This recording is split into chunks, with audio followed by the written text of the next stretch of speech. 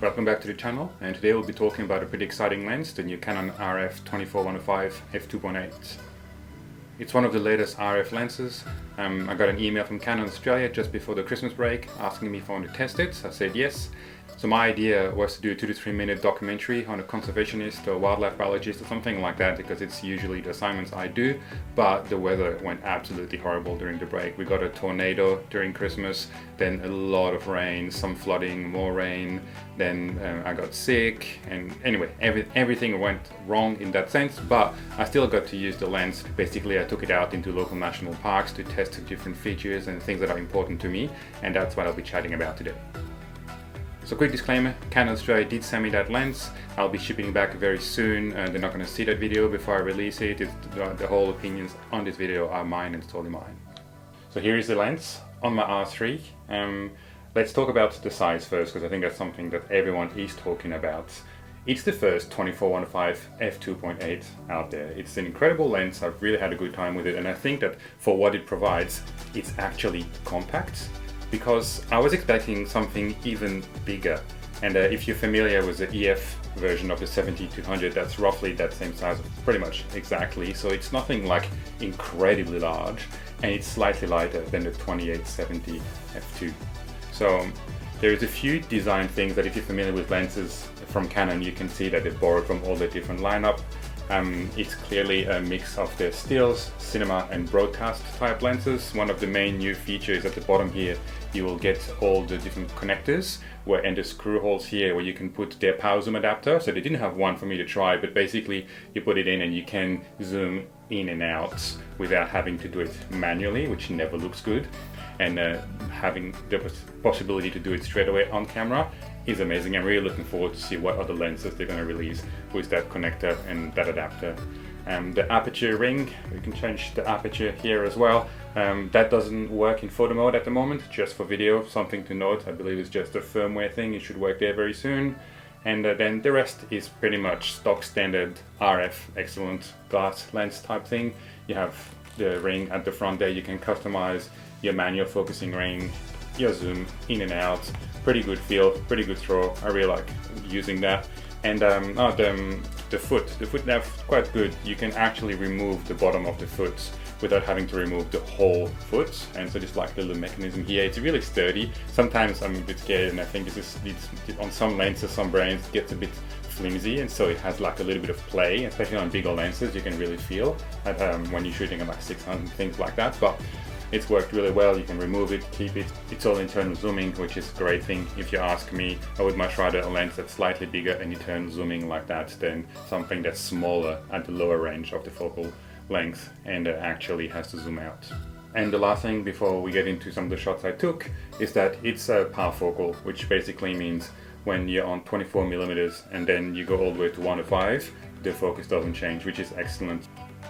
So what did I do with the lens? I went out to Springbrook National Park and spent some time testing the lens at different focal lengths, the minimum focusing distance, how the in-body image stabilization work with the optical stabilization, the sort of range the lens gets you and everything. So I'm going to start with the range, 24 to 105. It's really good. So here's some shots at 24 and 105. So you can see that you can get very different shots of the same frame, which is excellent. And having all of that at 2.8 is amazing. The lens becomes even more versatile on bodies that have a crop mode. So on the R3 in video, I can go into crop mode, which takes me all the way to 165 mils. So basically I have 24 to 165 f2.8 in 4K, which is amazing. And as you can see on this example here, I found that one pool pigeon, and here's a shot at 24, and now it's the same at 165. The image stabilization worked really well from 24 to 105. You get good shots, handheld, and even when pushing at 165mm, it still works really well. So if you're familiar with RF lenses paired with our body that have in-body image stabilization, it's not a surprise, it works really well. As usual, because Canon's IBIS in my experience is really strong, so it's really powerful on the longer end. You want to be a little bit careful at the wide angle of your lens. So I usually never go below 24mm to avoid warping. Stills wise, I didn't shoot very fast moving subject, but I did find the focus really fast, really silent, so I don't think you would have any issues with that. So So when I reached the main waterfall, I decided to spend a bit of time in one spot and use the range that the lens provides to capture a different shot and put them all together to sort of document the vibe or the atmosphere and some of the details and some of the wide angle to really show that you can really craft something interesting and you can really change what you see with all the focal range that the lens is providing. So I took all the shots handheld because that's how I would do a lot of my work. I don't have time to put the camera on the gimbal on most projects. When I follow people, it's often not practical as well, going through the bush with the gimbal and everything. So I like to work handheld a lot, and it delivered quite well. I did some longer exposure as well, stills wise, all the way up to 1 second. And if you take a few frames, you will get one that is sharp and stable. So that's always reassuring. Towards the end of the hike, I got to the top of the ridge and the view was really nice. It was a stellar day.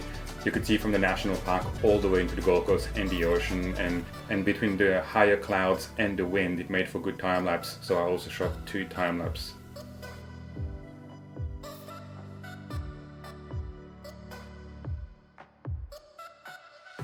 So in conclusion, I think it's on quite an astonishing feat with that lens. Everyone's wanted a 24-105 2.8 for a long time. They delivered, and they delivered well. It's really well built. It's just optically great in stills and video, and I think it's gonna find its way to a lot of people's kit, whether you're a documentary filmmaker or photographer, lifestyle, wedding, someone that needs flexibility, a bit of low light with that 2.8. The internal zoom is so nice, and it's just really well built and balanced. It just works really well in hand, and that's something that always goes beyond the spec sheet, because you maybe like see the spec sheets and be like, oh, it's big, it's heavy, but you really got to use a lens to make your opinion of does it work for you or not. Can I work with that, or does it open new sort of creative avenues, or does it fix a problem within my workflow? You really got to try it. So I really encourage people when they can to go to their camera store to just hold the lens, test it, rent it when they can. But I think they've just done a truly job on that one, and I was pretty excited when I got to test it, and I really had a good time shooting with it. So I've already had a fair bit of discussion with my friends and other professionals in the industry as well about this lens when it was released, when some people started getting their hands on it. And I'm aware that I didn't get to use it in the exact way I wanted to in my usual type of workflow. But if you have any more extra questions that you think my work or the way I shoot might have some insight on, just leave a comment below or send a message on Instagram. I always like to have those sort of meaningful discussions about gear, how it can solve problem or expand your horizon, things like that. So thanks a lot for watching this short review, and hopefully it was a little bit interesting and you enjoyed seeing the beautiful Gold Coast hinterland.